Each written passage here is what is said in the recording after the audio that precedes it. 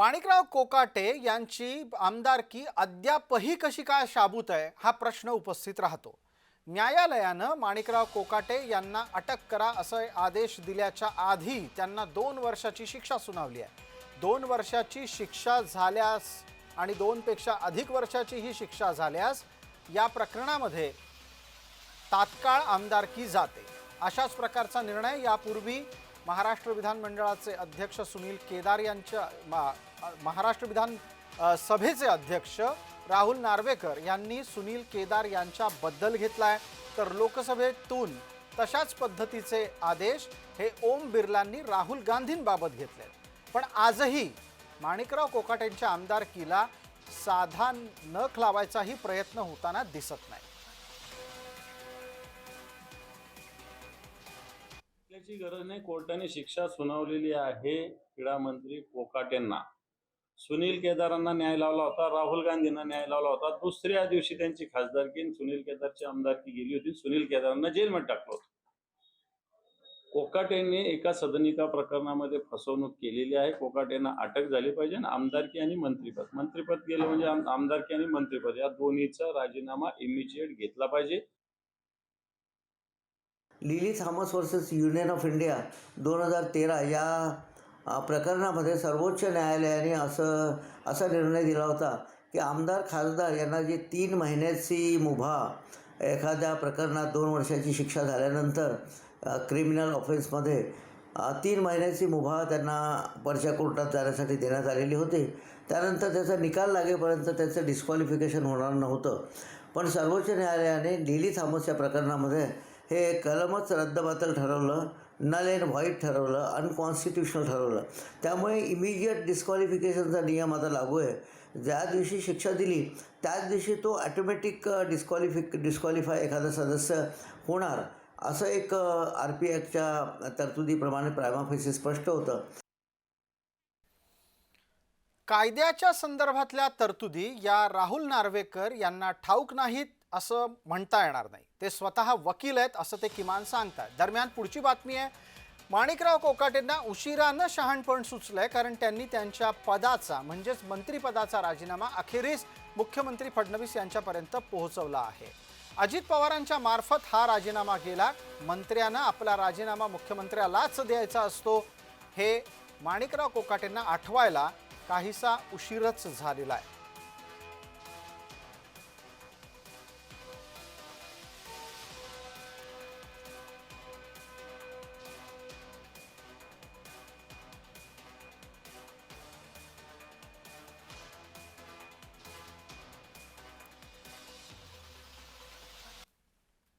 माणिकराव कोकाटेंना अद्याप अटकही झालेली नाही, ना त्यांची आमदारकी गेली आहे ना त्यांना अटक होती आहे। एकूण काय तर जवळपास सत्ताधारी आमदाराच्या बाबत मंत्र्याबाबत नियम वेगळे आहेत की काय असा प्रश्नही या निमित्तानं उपस्थित होतो। नाशिक पोलिसांचं पथक हे अटक वॉरंट घेऊन मुंबईला रवाना झालंय खरं, पण ते अद्याप मुंबईत आलं नाहीये। कसं येईल? नाशिक मुंबई प्रवासात खड्डे किती आहेत? नाशिक मुंबई प्रवासात वाहतूक कोंडी किती आहे? पोलिसांना याचा त्रास होईल आणि पोलीस कसे बसे पोहोचतील मुंबईत, तोपर्यंत कदाचित मुंबई उच्च न्यायालयाच्याकडून कोकाटेंना दिलासाही मिळाला असेल। काय सांगावं?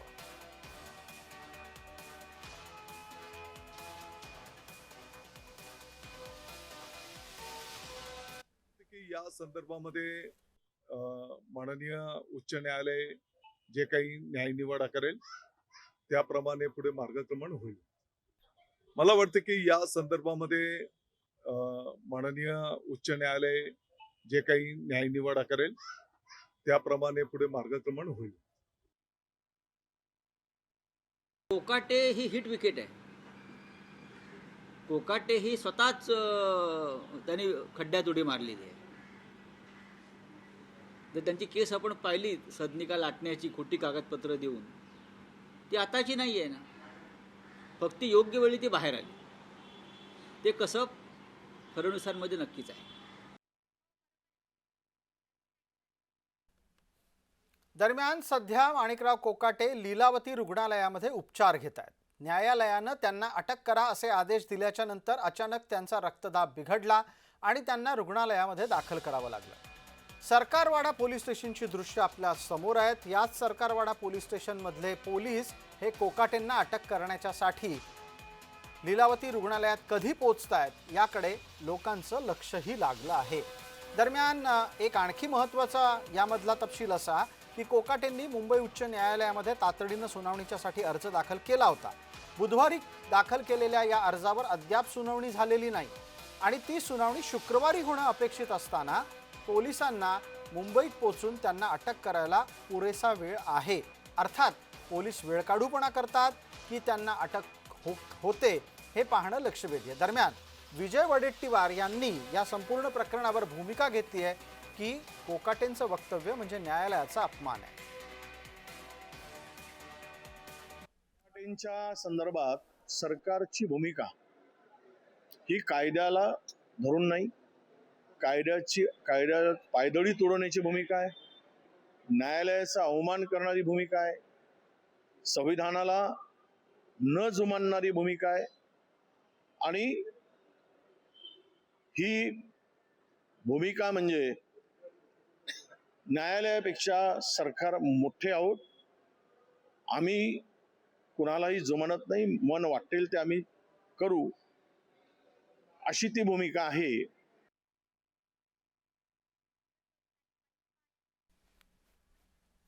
दरम्यान या संपूर्ण प्रकरणावर अधिक चर्चेच्यासाठी आपल्या सोबत आमचे सहकारी प्रतिनिधी महेंद्र जोईल जोडले गेलेत. महेंद्र, माझा आवाज आपल्यापर्यंत येत असेल. तुम्ही आता लीलावती रुग्णालयाच्या बाहेर आहात. तिथे नाशिकचे पोलीस कोणत्या क्षणी पोहोचू शकतात?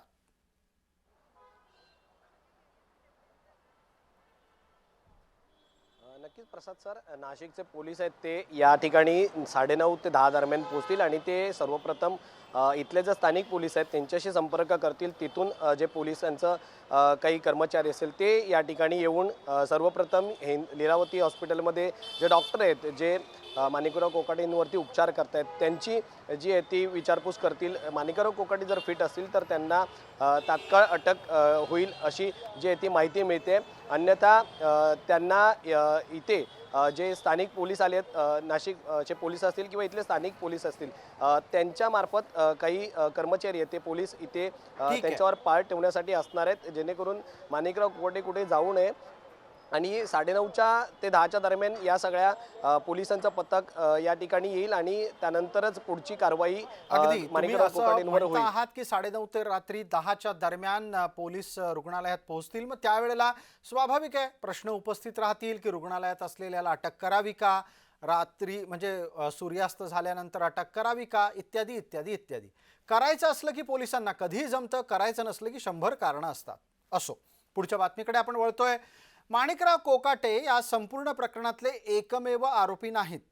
त्यांचे बंधू विजय कोकाटे सुद्धा यातले आरोपी आहेत आणि विजय कोकाटे गेलाय कुठं हा प्रश्न पोलिसांनाच पडायला लागलाय. नाशिकच्या पोलिसांनी विजय कोकाटेचा शोध घेणं सुरू केलंय. माणिकरावांच्या भावाचा नाशिक पोलिसांकडून शोध सुरू आहे, कारण सदनिका लाटण्याच्या प्रकरणामध्ये विजय कोकाटे सुद्धा आरोपी आहे.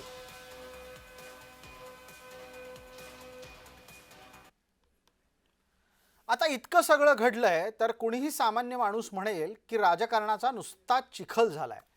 आता हे चिखल झालेलं वक्तव्य सामान्यांनी केलं तर त्याला काय उत्तर आहे ते मुख्यमंत्र्यांच्याच तोंडून आहे का?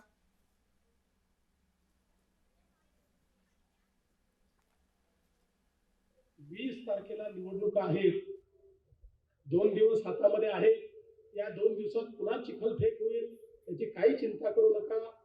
कुठल्याच चिखलाने कमळाला फरक पडत नाही. चिखलामध्ये डवल्यानं उभं राहतं ते कमळ.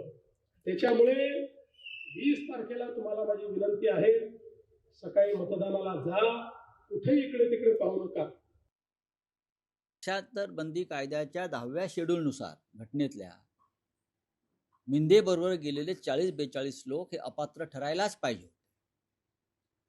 हे घटनेच्या 10व्या शेड्यूलमध्ये असताना सुद्धा त्यांना वाचवण्याचा प्रयत्न हरामखोर निवडणूक आयोगाने केला, देशाच्या सुप्रीम कोर्टानं केला.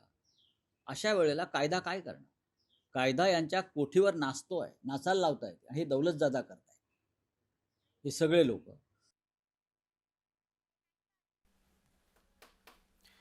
दरम्यान कोकाटेंचा पर्याय राजकारणात हवा आहे का, हा प्रश्न राष्ट्रवादीलाही पडलेला नाही आणि ना अजित पवारांना पडलाय.